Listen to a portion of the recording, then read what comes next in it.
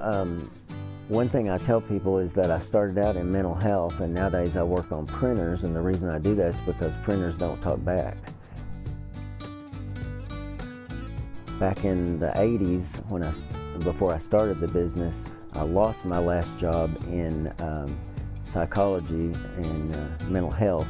In fact, I was actually fired from that job, and that sounds like the worst thing that could happen to you, and in fact I thought it was at the time, but as it turned out, I look back at it now and think it was probably the best thing that ever happened to me, because of that I started my own business.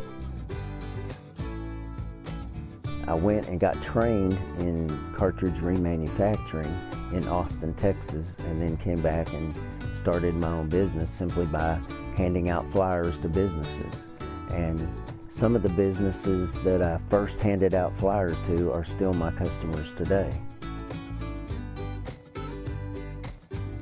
James has worked for me for 22 years now, since 1996. And so, he's a very valuable employee.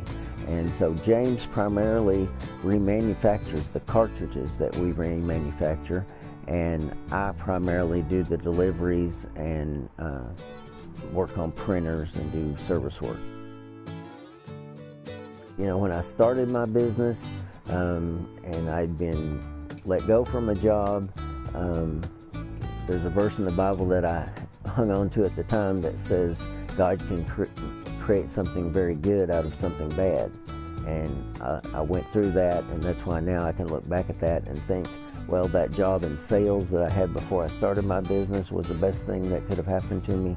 And I look back as all those things guided me towards starting my own business, and that worked out well for me. So sometimes the worst thing in life can turn into the best thing in life.